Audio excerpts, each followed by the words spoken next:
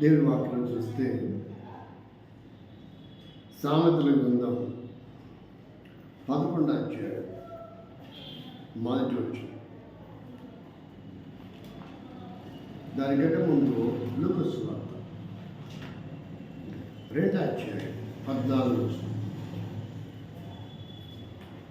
లూకా సువార్త 2వ అధ్యాయం 14వ వచనం. మొదటి అధ్యాయం 14వ వచనం.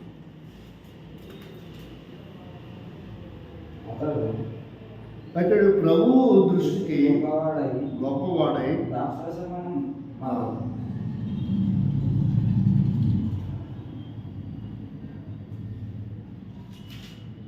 అదేనా 2వ అధ్యాయం అది కాదు, లూకా సువార్త 2వ అధ్యాయం కరెక్ట్ 14వ వచనం. సర్వోన్నతమైన స్థలములలో దేవునికి మహిమయు ఆయనకి ఇష్టమైన మనుషులకు భూమి మీద సమాధానము కలుగును కాక అని దేవునికి స్తోత్రము చేయుచుండెను. ప్రేమల తండ్రి, ప్రభా నీ బలను సమీపిస్తుండగా సమయంలో మేము ఎలా సరిదిద్దుకోవాలో, ఏమేమి క్రమపరచుకోవాలో, ఏది ఒప్పుకోవాలో, ఏది విడిచిపెట్టాలో, ఏది చేపట్టాలో, ఏది అలవాటు చేసుకొని దాని ప్రకారంగా జీవించాలో ఆ విషయాలు ఈ బలవర్తమానంలో మాతో మాట్లాడండి. సమగ్రవంతంగా నీ ఉగ్రతను తప్పించుకొని ఆశీర్వదించబడి యోగ్యులను అవటానికి సహాయపడమని యేసుక్రీస్తు నామములో ప్రార్థిస్తున్నాం తండ్రి, ఆమేన్. ఇక్కడ భూమి మీద ఎవరికి సమాధానం అంట? ఆయనకు ఇష్టలైన వారికి ఏమైంటుందంట? గొడవలు ఉండవు, సమస్యలు ఉండవు. ఈరోజు చూస్తే చర్చిలో వచ్చే వాళ్ళ మధ్యన సమస్యలు, ఈరోజు భార్య భర్తల మధ్యన సమస్యలు, అన్నదమ్ముల మధ్యన సమస్యలు, అక్కచెల్లెల మధ్యన సమస్యలు, సేవకుల మధ్యన సమస్యలు, బిషపుల మధ్యన సమస్యలు, ఎల్డర్స్ మధ్యన సమస్యలు. ఎక్కడ చూసినా ఏముంది? ఒక డాక్టర్ అంటే ఒక డాక్టర్ పడదు, ఒక టీచర్ అంటే మరొక టీచర్ పడదు, ఒక హెడ్ మాస్టర్ అంటే మరొక హెడ్ మాస్టర్ పడదు, ఒక పనుడు అంటే మరొక పనుడికి పడదు. కారణం ఏంటి అంటే అసమాధానం. వారి మధ్యలో సమస్యలు, వారిలో అవిధేయతలు, వారిలో పొరపాటు, వారిలో తొందరపాటు, వారిలో కక్ష కార్పణ్యాలు, గొడవలు, అసూయ, ద్వేషం, ఇవన్నీ పోవడం లేదు. ఇవన్నీ పోట్ల అవి పోవాలంటే, అవి ఏమీ లేకుండా ఉండాలంటే ఏమైందంటే మనం భూమి మీద ఆయనకి ఇష్టమైన వారుగా బ్రతకాలి. ఏంటిది అది? భూమి మీద బలలో చేయేస్తారు, పలుకోరు, మాట్లాడుకోరు. ఏంటి మాట్లాడుకున్నారంటే ఏం అవసరం ఉందన్నా మాట్లాడడానికి? నువ్వు ఫోన్ చేయండి, నాకేం అవసరం నాకు ఫోన్ చేయండి, ఆయన చేస్తాను. ఆయన ఏమంటారండి? ఆయన ఏం మాట్లాడలేదు. ఇదే నాకు అర్థం లేదు. అదే ఫ్రెండ్స్ అంటే ఎందుకు మాట్లాడలేదు, ఏమైంది, ఏం జరిగిందని ఫోన్ తీసిపోయినా ఇంటికి పోతారా ఫ్రెండ్స్ దగ్గరికి? మరి ఫ్రెండ్స్ దగ్గర పోతున్నప్పుడు విశ్వాసం దగ్గరికి ఎందుకు పోకూడదు? ఫ్రెండ్స్ దగ్గర పోతున్నప్పుడు మరి సేవకుల దగ్గరికి ఎందుకు పోకూడదు? పోరు. అదేం చాలా ఇష్టము, అదేం భక్తులు, అదేం పనులు చేయవేయటము, అదేమి వారి మధ్యలో సమాధానం అర్థవంతంగా పలకరు. 20 సార్లు ఫోన్ చేస్తే మళ్ళా తీసి చూసి ఫోన్ చేసి అలవాటు కూడా ఉండదు. అదేం స్వభావం? అది చాలా నీచమైన పద్ధతి. నేను అనుకో, ఎవరైనా ఫోన్ చేస్తే ఫోన్ మాట్లాడుతున్నప్పుడు కనుక ఎవరైనా నేను గ్రహించలేను, ఫోన్ మాట్లాడుతున్నా మళ్ళీ ఎవరైనా ఫోన్ చేస్తారేమని వెంటనే నేను చూస్తా, డైల్ ప్యాడ్లో కాల్ లిస్ట్లో చూస్తా. నేను మాట్లాడుతున్నప్పుడు ఎవరైనా నాకు ఫోన్ చేశారా చూసి ఏదన్నా కొత్త నంబరు 2-3 మిస్డ్ కాల్ ఉంటే మళ్ళీ చేస్తా. ఒకేసారి నంబరు ఒకసారి ఉంటే ఏదో జంపింగ్ కాలేమో అనుకుంటా. 2-3 సార్లు కనుక మిస్డ్ ఉంటే ఖచ్చితంగా ఆ కొత్త నంబర్ అయినా నేను చేస్తా, ఎవరండి, ఎందుకు చేశారు, ఏంటిదని. మిస్డ్ కనపడమా? అంత అన్కాన్షియస్లో ఉంటామా మనం? ఎందుకు కాల్ చేయలేకపోయాం? ఒక్క మాటనే కదా కాల్ చేసే విషయం ఏంటండి, నేను కొంచెం బిజీగా ఉన్నా, తర్వాత చేయొచ్చా, ఇప్పుడు చెప్తాను, అంతే. అంత చిన్నదానికి అంతగా వారాలు నెలలు అంత గ్యాప్ ఎందుకు తీసుకోవాలి? అసలు మన విశ్వాసం ఉండే లక్షణాలు ఉన్నాయా? వాడితో మాట్లాడద్దు, వీడితో మాట్లాడద్దు, వాడి వాక్యం చెప్తాను లేదండి, వీడి వాక్యం చెప్తాను, నువ్వు కూర్చునేది, నువ్వు చేసేది ఏంటి, నువ్వు వండేది ఏంటి, నువ్వు వండిచ్చేది ఏంటి, నువ్వు కడిగేది ఏంటి, ఇట్లా కొంతమందికి తప్పదు. ప్రభా నీకు స్తోత్రం, నాకు వండే ఉద్యోగం ఇచ్చినందుకు నీకు వందనాలు. కడిగే ఉద్యోగం ఇచ్చారు, ప్రభా నీకు స్తోత్రం, నాకు అడిగే ఉద్యోగం ఇచ్చినందుకు మాత్రం నీకు స్తోత్రం. ప్రభా నీకు స్తోత్రం, వండే అవకాశం నాకు ఇచ్చినందుకు నీకు స్తోత్రం. ప్రభా తినే అవకాశం ఇచ్చినందుకు నీకు స్తోత్రం. ప్రతి అవకాశాన్ని దేవుడు మనం స్తుతించాలి. అది ఏ అవకాశం దాన్ని పోగొట్టుకో. తరచుగా నా గురించి చెప్పుకోకూడదు, నా గురించి చెప్పుకున్నా. విశ్వాసం ఉన్న దినాల్లో చెప్పులు స్టాండర్డ్ చేసేవాడిని, వాష్రూమ్ శుభ్రం చేసేవాడిని, మళ్ళీ ఆరాధన వర్తమానం చెప్పేవాడిని, బాల వర్తమానం చెప్పేవాడిని, మళ్ళీ సండే స్కూల్ తీసుకునేవాడిని. నాకు ఏ పని వచ్చినా నా దగ్గరికి స్వాగతించాను తప్ప అది నేను చేయనండి, అది నాకు రాదండి అన్నాను. ఆ పని ఎప్పుడు అప్పగిస్తారని ఎదురు చూసాను. టైం కేటాయిస్తే ఉదయం వెళ్తే మందిరానికి యెరూషలేముకి, రాత్రి 11:30-12 గంటలకు ఇంటికి వచ్చేవాడిని. తిన్నావా, సచ్చావా, బతికావా ఒక్కడు అడిగేవాడు. నాలాగా ఉండడం అనేది అందరికి మీలో. పరిగెత్తుకుంటూ వెళ్ళేవాడిని మందిరానికి, పరిగెత్తుకొని వెళ్తేనే అక్కడికి మందిరానికి చేరాలి. అంత దూరం ఫోన్లు చేయాలా, వస్తున్నావా, బయలుదేరినాను, వచ్చినాను, కిందనే ఉన్నా, ఇవి ఏంటిదో నాకు అర్థం కాదు. కాబట్టి నేను అక్కడెప్పుడు ఫోన్ చేయించుకోలేదు. ఏ సేవకులతో 5 నిమిషాలు టైం ఉంది, నేను నందిగా ఉన్న దినాల్లో 5 నిమిషాలు టైం ఉంది, నువ్వు కీసరికి గురుకుడికి పరిచయకి వెళ్ళాలంటే ఫోన్ అని చెప్పేవాడిని కాదు. ఐజక్ గారు, అబ్బాయి గారు ఐజక్ గారు ఫోన్ చేసి చెప్పేవాడు, బ్రదర్ నువ్వు పలానా చోటికి రైతుపేటలో గురుకుడికి ఉంది,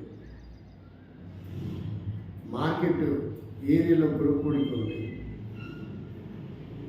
లేదంటే డివిఆర్ కాలనీలో పరిచయం ఉంది, నువ్వు పోవాలా. ఏ ఊరు చెప్పినా నా పైన నాయకుడు, నా సేవకుడు, నాయకుడు కాదు కానీ నా సేవకుడు ఆయన. నేను సేవకుడిని, నేను విశ్వాసిని కాదు. అప్పుడు ఎప్పుడు ఏది చెప్పినా నేను నా వల్ల కాదన్నా, నా కొడుకు పుట్టాడన్నా, నా చిన్న పాప అన్నా చెప్పలే. నేను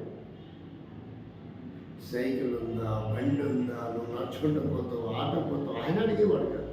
నువ్వు వెళ్ళి పరిచయం చూస్తున్నావు. ఎవరో పోయే పరిచయం కూడా ఆయన పోకపోతే ఆయన నాకు అప్పగించేవాడు. ఎందుకు చెప్తున్నానంటే దేవుని కొరకై నువ్వు ఎంత కేటాయిస్తావో అంత బ్లెస్సింగ్, అంత బ్లెస్సింగ్. కానీ మనం మనుషుల కొరకు, కంపెనీ కొరకు, ఉద్యోగాల కొరకు ఎక్కువ కేటాయిస్తాం. కానీ నిజమైన బ్లెస్సింగ్స్ ఉన్నాయి. దేవుని కొరకు కేటాయించిన ప్రతి సమయానికి దేవుడు నీకు 100 రెట్లు చేస్తాడు. దేవుడి కొరకు నువ్వు గడిపిన ప్రతి సమయము నీకు 100 రూపాయలు లాస్ అవుతుందంటే 1000 రూపాయలు దేవుడు ఇస్తాడు. ఈరోజు ప్రభా సువార్త పెట్టినారు, ఈరోజు పోకపోతే నాకు 100 రూపాయలు నష్టమైతే అయినా పర్వాలేదు, సువార్త కొరకు నేనేం చెప్పలేను, లైన్లో నిలబడుతుంది. ఆ లైన్లో నిలబడినా నీకు 1000 రూపాయలు ఇవ్వడం దేవుడు సిద్ధంగా. కాబట్టి ఇది నేర్చుకోవాలి. ఇక్కడ ఏం చెప్తున్నాడు, ఎవరు ఆయనకి ఇష్టము, ఆయనకి ఇష్టలుగా ఉండాలంటే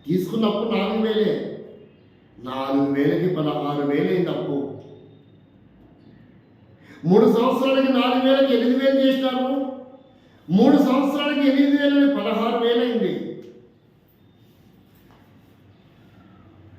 ఇంకొక 3 సంవత్సరాలు ఆ 16 ఏమవుతుంది? 32,000 అవుతుంది. అప్పు కట్టలేదని ఇంటికి తాళం పెట్టి అప్పిచ్చినోడు 4,000 అప్పిచ్చినోడే వాళ్ళ నాన్నని చెప్పుతూ కొడితే, ఆ చర్చికి వెళ్ళే పిల్లోడు, ఆ జాషువా అనే పిల్లోడు, ఆ యెహోషువ అనే పిల్లోడు చిన్న వయసులోనే ఆ అప్పు ఎలా తీరాలి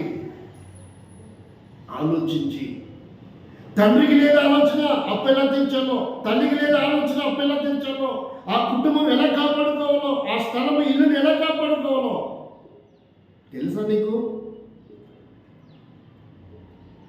వాళ్ళన్న పెళ్లి చేసుకొని ఒక చోట జీవిస్తూ ఉంటే మంచిగా జాగ్రత్తగా సుఖంగా బ్రతకవలసిన వాడికి ఒక ఆలోచన వచ్చింది. జాషువా యెహోషువ అనే వాడికి ఒక నిర్ణయం తీసుకున్నాడు. ఈ అప్పు తీర్చాలంటే ఒకే ఒక మార్గం.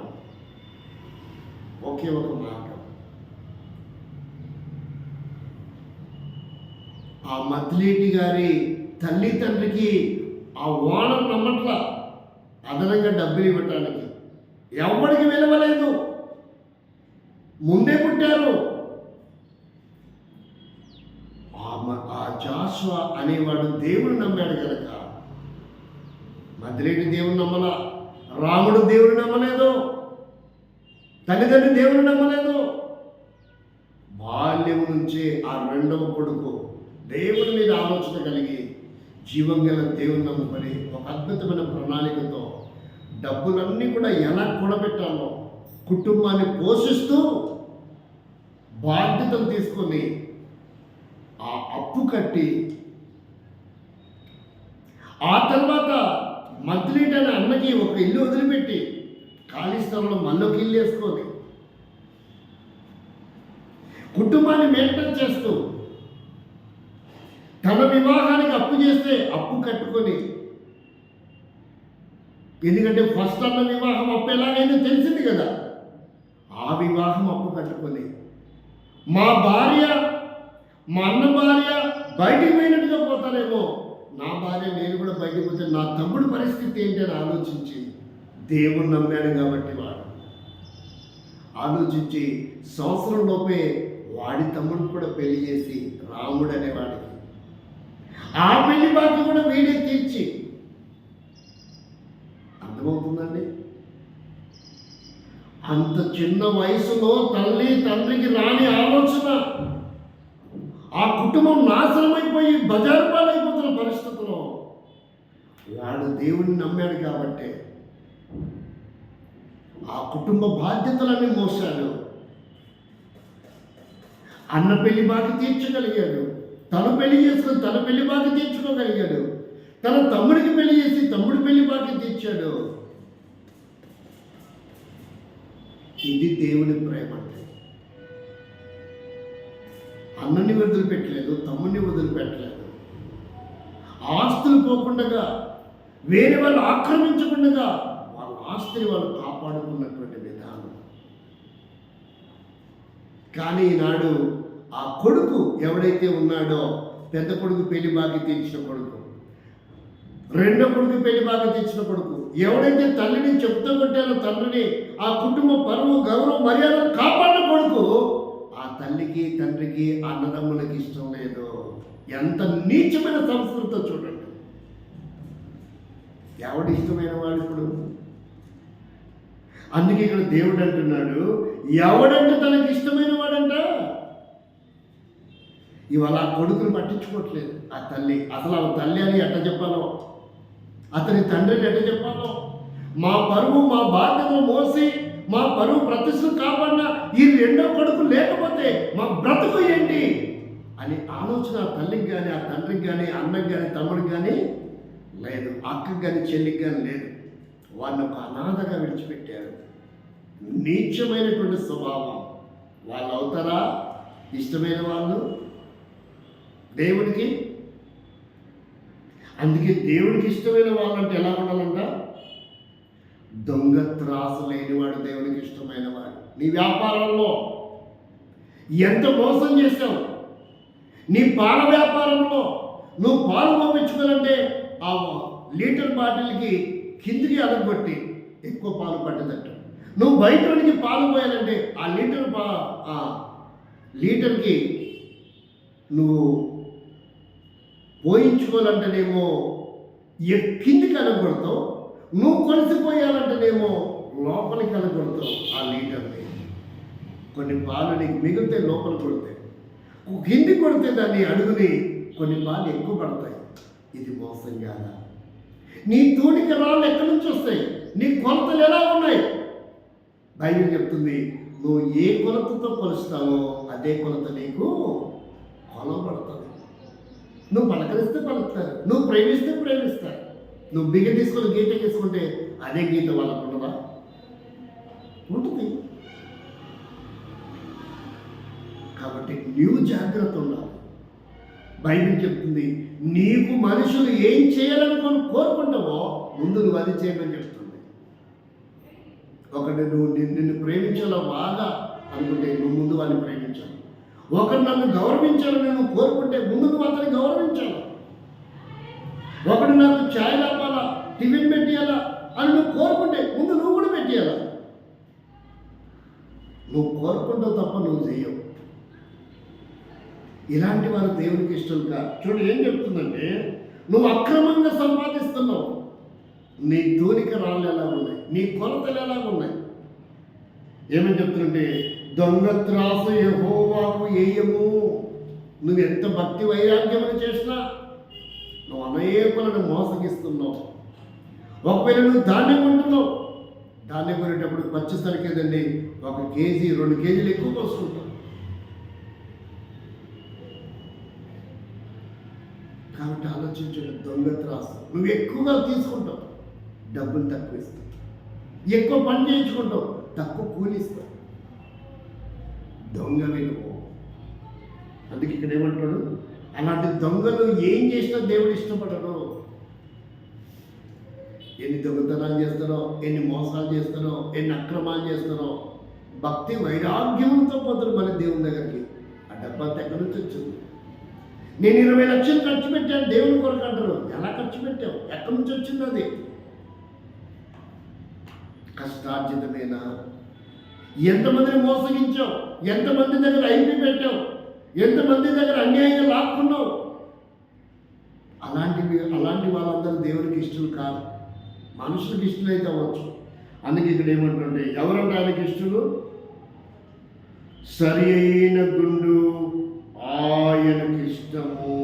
అంటే నీ కొలత కరెక్ట్గా ఉంటే, నువ్వు చేసే పని కరెక్ట్గా ఉంటే అలాంటి వారిని దేవుడు ఏం చేస్తారంట? ఇష్టపడతాడు. న్యాయబద్ధంగా ఉన్న వ్యక్తి అంటే దేవుడికి ఇష్టం. ఇది మొదటిది. అలాంటి వారికి భూమి మీద ఏముంటుంది? సమాధానం ఉంటుంది.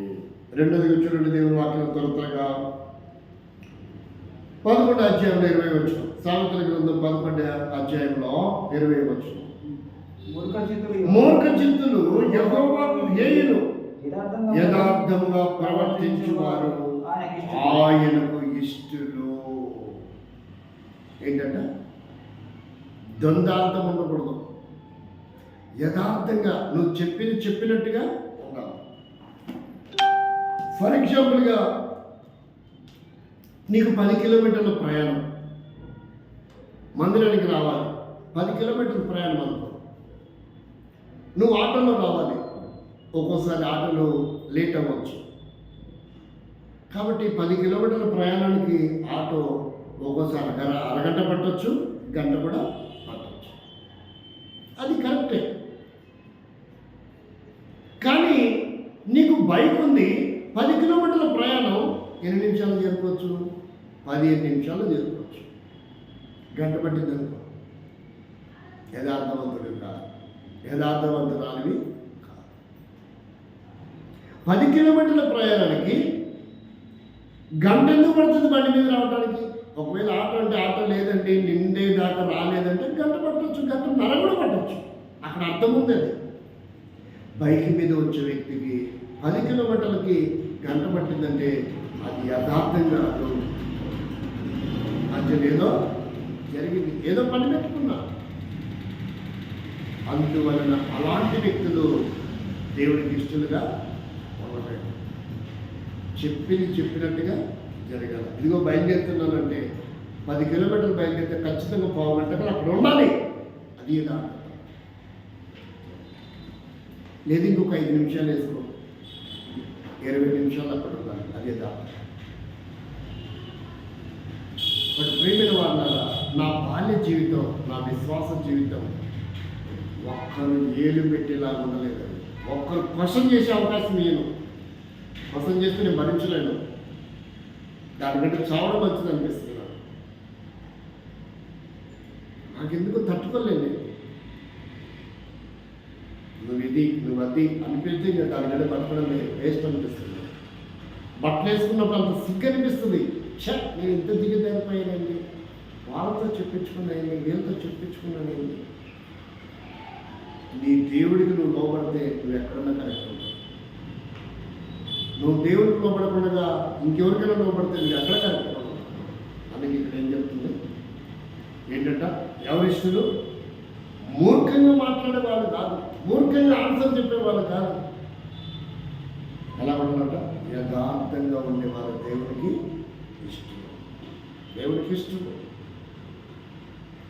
మరి యథార్థంగా ఉండే భూమి మీద అలాంటి వారికి ఏముంటుందంట, సమాధానం. ఆయనకి ఇష్టలైన వారికి ఏముంటుంది, సమాధానం. ఆయనకి ఇష్టమైన దేవుడు యథార్థంగా ప్రవర్తించే వాళ్ళంటే కూడా దేవునికి ఇష్టం. మొదటిగా చూడండి, దేవుని వాక్యం చూస్తే 13వ అధ్యాయం 22వ వచనం. సామెతల గ్రంథం 13వ అధ్యాయం 22వ వచనం. మంచివాడు తన పిల్లల పిల్లలకు ఆస్తికర్తలుగా చేయును, పాపాత్ముల ఆస్తి నీతిమంతుల కొరకు నీతిమంతులకు ఉంచబడును. కాబట్టి ఇక్కడ ఏం చెప్తున్నాడంటే,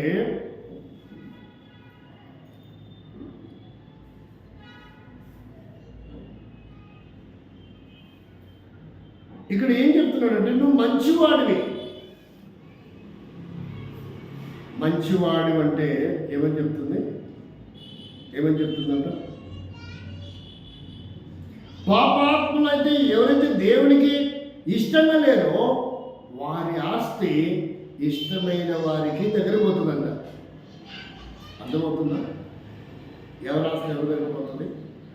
దేవునికి అయిష్టమైన వారంటే మన భాషలో అర్థం ఏంటి? పాపులని కదా. పాపుల ఆస్తి ఎవరి దగ్గర పోతుందా? ఆయనకి ఇష్టమైన వారి దగ్గరికి పోతుంది. ఎవరి ఆస్తి ఎవరి దగ్గర పోతుంది? ఆయనకి అభిష్టమైన వారి ఆస్తి ఆయనకి ఇష్టమైన వారి దగ్గరికి పోతుంది. దేవుడు తీసుకెళ్తాడు. అది ఎలా తీసుకెళ్తాడో ఆ విషయం మనం అంత లోతుగా అధ్యయనం చేయనవసరం లేదు. ఇప్పుడు అది దేవుడిని అడగాల. ఎవరిని అడగకూడదు? అది మనిషిని అడగకూడదు. దానికి డిబేట్ పెట్టకూడదు. దాన్ని మీ పాస్టర్స్ ఇట్టా, మీ వ్యక్తులు ఇట్టా అనకూడదు. అది ఎవరు చెప్తారు? దేవుడు చెప్తున్నాడు. మరి దాన్ని ఆన్సర్ ఎవరిని అడగాల? దేవుడిని అడగాల. పాస్టర్లు అడిగి విశ్వాసాలు అడిగితే సుఖం ఏంటి? నా విషయాలు ఎవరిని అడగాల? నన్నే అడగాల. మా నాన్న అడిగితే ఏం తెలుస్తుంది? నా షెడ్యూల్ మా నాన్నకి తెలుస్తుందా? ఆయన ఏమన్నా నా పిఏనా? ఎప్పుడు ఎక్కడ ఉంటాడు, ఎప్పుడు ఎక్కడ పోతాడు చెప్పడానికి పిఏకి అయితే తెలుస్తాయి. రాజకీయ నాయకుడు పిఏ ఉంటాడు. అరే రాజకీయ నాయకుడు అడుగుతాడు, ఒక మంత్రి, ఒక ఎమ్మెల్యే, ఈరోజు మన ప్రోగ్రామ్ ఏంటి సార్? ఈరోజు మనం ఒక షాప్ ఓపెనింగ్ చేయాలి సార్, చెప్తాం లేదా? దాని తర్వాత ఏంటి, మధ్యాహ్నము ఒక అనాథ శరణాలయం పోయి మన పిల్లలకి అన్నం పెట్టాలి సార్. సాయంత్రం ప్రోగ్రాం ఏంటి? సాయంత్రము మనము ఒక అంగన్వాడీ కేంద్రాన్ని ప్రారంభోత్సవం చేయాలా. ఎవరికి తెలుసు అని? పిఏకి తెలుసు, మంత్రికి తెలియదు అవి. కాబట్టి ఇక్కడ వేరు, ఇక్కడ దేవుడిని అడగాలి. అందుకే పాపాత్ముడు ఆస్తి ఎవరు కొనుక్కుంటుందంట? ఎవరి కొరకు ఉంటుందంట? నీతిమంతుల కొరకు ఉంటుంది. నీతిమంతులు అంటే మనం ఇక్కడ దేవునికి ఇష్టమని అనుకోవాలి. పాపాత్ములు అంటే ఏమనుకోవాలా? దేవునికి అయిష్టమైన. కాబట్టి ఇష్టమైనటువంటి వ్యక్తుల దగ్గరికి దేవుడు దాన్ని పంపిస్తాడు. కాబట్టి నీది ఆస్తి అన్యాయంగా వేరే వ్యక్తి దగ్గర పోవద్దంటే నువ్వు ఎలా ఉండాలి? ఇప్పుడు దేవునికి ఇష్టమైన వ్యక్తిగా ఉండాలి. నీ దగ్గర నీ అకౌంట్లో ₹1 కూడా కట్టకూడదు. నీ జేబులో ₹1 కూడా వృధాగా నష్టపోకూడదు. ఈ మధ్య కాలంలో ఒక పాస్టర్ గారు చెప్తుంటే నేను విన్నా, గుంటూరులో కారులో వెళ్తున్నారంట. గుంటూరులో కారులో వెళ్తున్నారు. ముస్లిమ్స్ సిస్టర్స్ ఆ స్కూటర్లో వచ్చి కార్ని గుద్దారంట. స్కూటర్లో వచ్చి ఏం చేసినారు? వేగంగా కార్ని గుద్దారు. కింద పడ్డాయి. దెబ్బలు బాగా తగిలాయి. ఇప్పుడు కేసు ఎవరి మీద పడింది? అసలు కారులో దేని తప్పు లేదు. అయితే కారులో ఒక ఇస్లామీ సహోదరుడు టోపీ పెట్టుకొని దిగి వాళ్ళందరూ ముస్లిం సహోదరులు అందరూ వస్తే మీరు ఆజ్ఞలేదు చెల్లెజావు చూడదే అంటే వాళ్ళు కార్ని మీరు బోండని పంపించారు. ఇప్పుడు ఎవరు పట్టుకున్నారు తెలుసా? ఈ పంపించిన అబ్బాయిని పట్టుకొని ఇంత డబ్బు కట్టాల్సిందే. అదేంటంటే ఇంత డబ్బు కట్టాల్సిందే అంటే అర్థం ఏంటంటే నువ్వు వాళ్ళని పంపించావు, నువ్వు కట్ట. ఏమన్నారు? నువ్వు వాళ్ళని పంపించావు అంటే నువ్వు కట్ట. మళ్ళీ వీళ్ళు దాన్ని ఎంక్వైరీ చేసి ఆ దగ్గరికి వెళ్ళి తప్పు వాళ్ళదైనా దెబ్బలు వాళ్ళకే తగిలినాయి కాబట్టి వీళ్ళు డబ్బులు కట్టించారంట. అర్థమవుతుందా? ఒక్కోసారి అంటే వీళ్ళు డబ్బులు అన్యాయంగా ఏం చేయాల్సి వచ్చింది? కట్టాల్సి వచ్చింది. అన్యాయంగా కట్టాల్సి వచ్చింది. నా జీవితంలో చాలా పర్యాలు యాక్సిడెంట్ అయినాయి, కానీ నేను ఎవరి దగ్గర ₹1 కూడా తీసుకోలేదు. ఎవరి దగ్గర ₹1 కూడా తీసుకోలేదు. ఎందుకంటే కేసులు నాకు పోలేదు, పోలీస్ స్టేషన్ నాకు పోను. ప్రభా, ఈ యాక్సిడెంట్లో నన్ను బ్రతికించావు. ఏమని ప్రార్థన చేసుకుంటా? నన్ను బ్రతికించు, ఈ యాక్సిడెంట్లో నన్ను బ్రతికించావు. ఇది నా కర్మ. వాడి టైం బాగుంది, వాళ్ళ దగ్గర నేను డబ్బులు వసూలు చేయను. ఏ పోలీస్ కంప్లైంట్ ఇవ్వను, నాకు అవసరం లేదు. నాకు చిన్నప్పటి నుంచి అంత అలవాటు. ₹1 కూడా ఒక వ్యక్తి దగ్గర నుంచి తీసుకోవడం ఇష్టం. వాడిని నష్టపరిచి పోలీస్ కేసు కోర్టుల చుట్టూ తిప్పడం నాకు ఇష్టం ఉండదు. ఒక వ్యక్తి పరువు తీయటం కూడా నాకు ఇష్టం ఉండదు. కాబట్టి ఇక్కడ అర్థం ఏంటంటే అన్యాయంగా మనం ఏది కూడా ఒక వ్యక్తికి న్యాయం చేయాలా, ఒక వ్యక్తి పరువు కాపాడాలా, అది దేవునికి ఇష్టం. అంటే ఒక వ్యక్తి పరువు తీయకూడదు, అది దేవునికి ఇష్టం కాదు. ఈరోజు నువ్వు పరువు తీసేవాడిగా ఉన్నావు, పరువు కాపాడేవాడిగా ఉన్నావు. కొంతమంది అంటారు ఆడికేం బాగానే ఉన్నాడు, తిరుగుతున్నాడే. మీరు ఒక ₹1 కూడా ఇవ్వాల్సిన అవసరం లేదు, వాడు బాగున్నాడు. వాడెవడో ఉన్నాడు, వాడికి ఎవడో ఇచ్చుకుంటాడు. మధ్యలో నీకేంటంటే అంత బాధ, అంత నొప్పి ఏంటి? వాడు బాగున్నారులే, వాళ్ళు తిరుగుతున్నారులే, వాళ్ళకి నువ్వేం డబ్బులు లేదులే, అంత ఆనందమైంది నీకు. అట్లాంటి దేవునికి ఇష్టం కాదు. అట్లాంటి దేవునికి ఇష్టం కాదు. అయ్యా అవునా, మరి దెబ్బ అయితే తగిలింది, ఆ పిల్లోడు ఇబ్బంది పడుతున్నాడు, సరేలే ₹1 అడిగారా, ₹1 వద్దులే, ఒక 7-5 లక్షలు ఇవ్వండి, సహాయపడాల చేత అయితే. అంతేగాని వాళ్ళని పిలిపించుకొని వాళ్ళని కూర్చోబెట్టుకొని మీటింగ్ పెట్టి మాట్లాడి ఏం అలవాటు ఇది? అంటే నువ్వు ఎదుటి వ్యక్తికి నష్టపరిచే స్వభావం తప్ప ఎదుటి వ్యక్తి ఉపయోగపడే స్వభావం కాదు. దేవుడు ఎప్పుడు కూడా ఎదుటి వ్యక్తికి ఉపయోగపడతాడు, ఎదుటి వ్యక్తి నష్టపరిచేవాడు కాదు. అందువల్ల అలాంటి వారు దేవునికి ఇష్టం. ఎప్పుడు వాడు అనుకుంటాడు, అమ్మయ్యా ఈ అన్న నాకు ఒక 50,000 మిగిలిచ్చాడు, అమ్మయ్యా ఈ అక్క నాకు ఒక 50,000 మిగిలిచ్చింది, వీళ్ళు ఎంత మంచోడో అని ఎవరు అనుకుంటారు? వాడు అనుకుంటాడు యాక్సిడెంట్ చేసి డబ్బులు కట్టాల్సిన వాడు. కానీ దేవుడు ఏమనుకుంటాడో తెలుసా?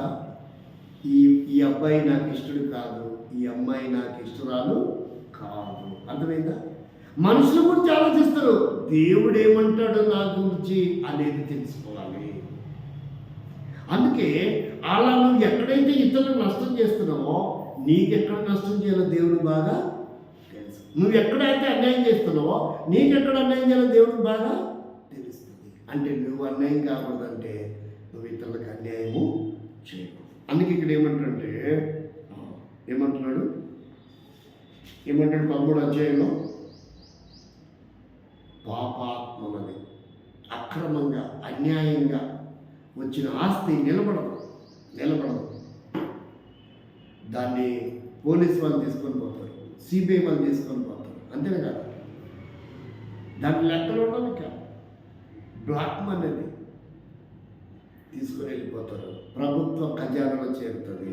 కొంత పోలీసులు తీసుకునొచ్చు, కొంత సిబిఐ తీసుకోవచ్చు, కానీ ప్రభుత్వానికి అయితే ఇంత దొరికిందని అయితే లెక్క అయితే చూపించి ఆ డబ్బు తీసుకెళ్ళి ప్రభుత్వ ఖజానాలో ఇచ్చేస్తారు. కాబట్టి మన ఆస్తి, మన డబ్బు వృధా పోకుండా కూడా మనం ఏం చేయాలా? దేవునికి ఇష్టమైన వారిగా బ్రతకాలి. అది నీ జీతమా, లేక నీ బ్యాంక్ అకౌంట్ నుంచి పోయిందా, లేదా ఇంకొక రూపకం పోయిందా, నీ స్థలాన్ని పొలాన్ని ఆక్రమించారా, నీ ఉద్యోగాన్ని వేరేవాడు ఆక్రమించాడా, నీ ప్రమోషన్ కొట్టేస్తున్నాడా, నువ్వేదో చేసావు అందుకే అది ఈరోజు పోయింది. కాబట్టి ఇది మూడవదిగా మనం చూస్తున్నాం. నాలుగవదిగా చూడండి, దేవుని వాక్యంలో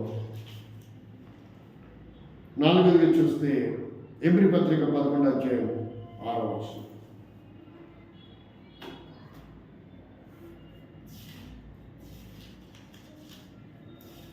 11వ అధ్యాయం 6వ వచనం. నేను చివరి చెప్పి ముగిస్తాను, తర్వాత చదవాలి.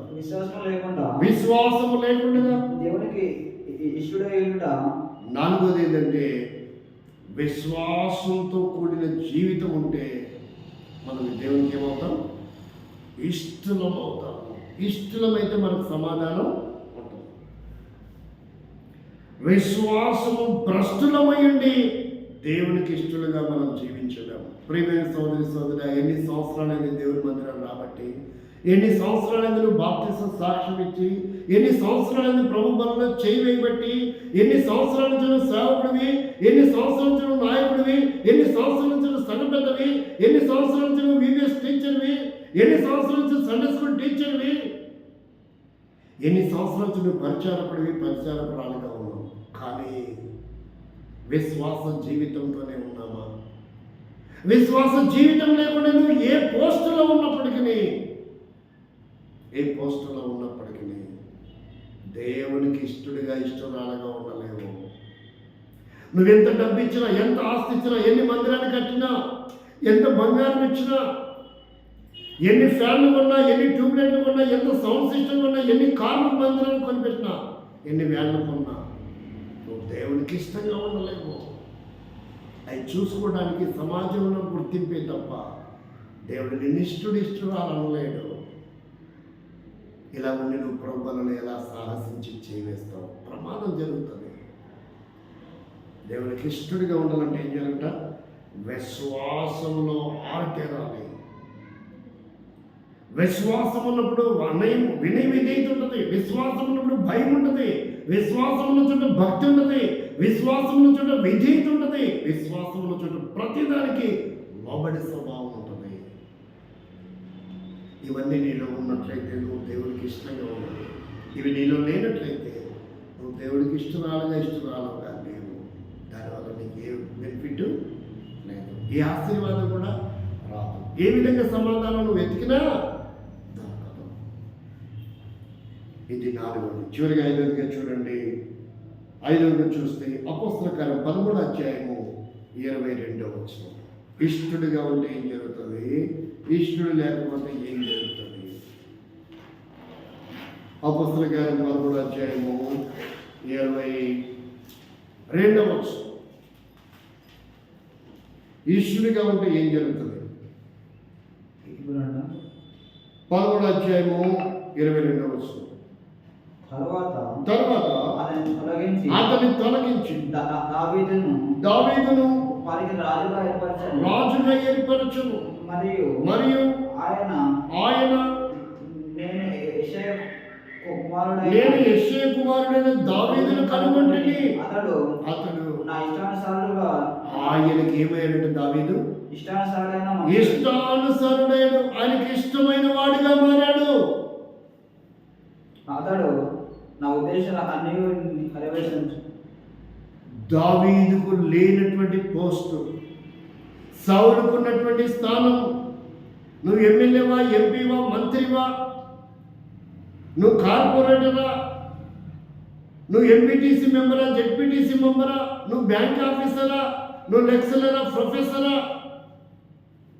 నీ ఉద్యోగం, నీ స్థానం ఏదైనప్పటికీ నువ్వు దేవుడికి ఇష్టంగా ఉంటే నీ స్థానము ఎవ్వరు ఆక్రమించలేరు. నువ్వు దేవుడికి ఇష్టంగా ఉంటే ఉన్నతమైన స్థానంలో దేవుడు నిన్ను పెడతాడు. సౌలు దేవుడికి ఇష్టంగా లేడు, దావీదు దేవుడికి ఇష్టడయ్యాడు కనుక దావీదును సింహాసనం మీద కూర్చోబెట్టాడు దేవుడు. సౌలును సింహాసనాన్ని దింపాడు. కాబట్టి నువ్వు ఇష్టంగా ఉంటే నీకు ప్రమోషన్ వస్తుంది నీ ఆఫీసర్కి. నువ్వు ఇష్టడిగా ఉంటే టీచర్కి నీకు కొన్ని మార్పులు పడతాయి. నువ్వు ఇష్టడిగా ఉంటే రాజకీయ నాయకుల్లో నీకు ప్రమోషన్ వస్తుంది. ఎమ్మెల్యే స్థానం నుంచి నువ్వు మంత్రిగా అవుతావు. సంఘములో సేవకుడికి సేవకురానికి ఇష్టంగా ఉంటే కొంత ఆధిక్యత ఉంటుంది. అదే దేవుడికి ఇష్టంగా ఉంటే నువ్వు ఎంత ఉన్నతమైన స్థితిలో ఉండబోతున్నావు. కాబట్టి 5వది ఏంటంటే ముందు నువ్వు దేవుడికి ఇష్టమైన వాడిగా ఉంటే భూమి మీద నీ ప్రతి అవసరత తీరడమే కాక ఉన్నతమైన స్థానంలో దేవుడు నిన్ను ఏం చేస్తాడు, ఉంచుతాడు. ఎక్కడో గొర్రెలు కాస్తున్న దావీదుని తీసుకొచ్చి ఇప్పుడు దేవుడు ఏం చేశాడు, సింహాసనం మీద కూర్చోబెట్టాడు. ఎందుకనంటే ఆయనకు ఇష్టడయ్యాడు గనక. నీవు ఎవరికి ఇష్టంగా ఉన్నావా? ఎవరికి ఇష్టంగా జీవిస్తున్నావా? దేవుని కొరక, మనుషుల కొరక, దేవుని మందిరం కొరక, లోకము కొరక, దేవుని సేవకుడి కొరక, లేక లోకములను నాయకుల కొరకు నువ్వు ఇష్టంగా ఉన్నావా? అందువల్ల నీకు ఎన్నో నష్టాలు, ప్రమాదాలు జరగడానికి బలమైన కారణం నీవే నీవే నీవే. నువ్వు దేవునికి ఇష్టంగా లేవు కొన్ని విషయాలు. అది నేనున్నా నాకు కూడా అదే జరుగుతుంది, నువ్వున్నా నీకు కూడా అదే జరుగుతుంది. వాక్యం వింటున్నా నువ్వు ఎవరివైనా సరే నీకు కూడా అదే జరగబోతుంది. ఒకవేళ నువ్వు దేవునికి ఇష్టడిగా ఉండి అడిగి మనకి వినయతతో భయభక్తులతో ఉంటే దేవుడు నీకు ఉన్నతమైన స్థానం ఇవ్వబోతున్నాడు. పరిశోధించుకొని ప్రభావ నీకు అనేక విషయాలు ఇష్టంగా లేను, నా భర్తకి ఇష్టంగా లేను, నా భార్యకి ఇష్టంగా లేను, నా పిల్లలకి ఇష్టంగా లేను, నా తల్లిదండ్రులకి ఇష్టంగా లేను, నా సంఘానికి ఇష్టంగా లేను, నా సహవాసానికి ఇష్టంగా లేను, నా ఉద్యోగానికి ఇష్టంగా లేను, నా వ్యాపారానికి, నా స్థానంలో నేను ఇష్టంగా లేకపోయినా అందువల్ల నష్టాలు, అందువల్ల డిమోషన్, ప్రమోషన్ పొందవలసిన నేను ఉద్యోగం పోగొట్టుకున్నా, పని పోగొట్టుకున్నా, సాక్ష్యం పోగొట్టుకున్నా, జీవితం నష్టపోయినా, విలువ లేకుండా అయిపోయింది. నా తప్పదమే, నా తొందరపాటే. నీకు ఇష్టం లేకపోయినా, మనుషులందరికీ ఇష్టంగా పిలువపించుకోవడానికి నీకు ఇష్టంగా జీవించలేకపోయినా నన్ను క్షమించు ప్రభా, నీకు ఇష్టమైన వ్యక్తిగా మారుతాను. ఈ రోజు నుంచి ఒక మంచి తీర్మానం చేసుకున్నాం. నేను దేవుడు ఏ స్థానం ఉంచాలో, దావీదుని ఏ స్థానం ఉంచాలో ఆ స్థానం నేను కూడా ఉంచబోతున్నాను. దేవుడి మాట మనం ఇంట్లో దీవించి ఆయనకి ఇష్టమైన వారు సమాధానం ఇచ్చి ఆశీర్వదించుకున్నాక ప్రేమకు తండ్రి మాటలు విన్న వారిలో కార్యం చేయండి. తీర్మానం చేస్తున్న తీర్మానం అంగీకరించండి. అయోగ్యంగా కాక యోగ్యంగా పాల్గొనడానికి సహాయపడతాడు. యేసుక్రీస్తు నామములో ప్రార్థిస్తున్నాం తండ్రి, ఆమేన్. యేసు తల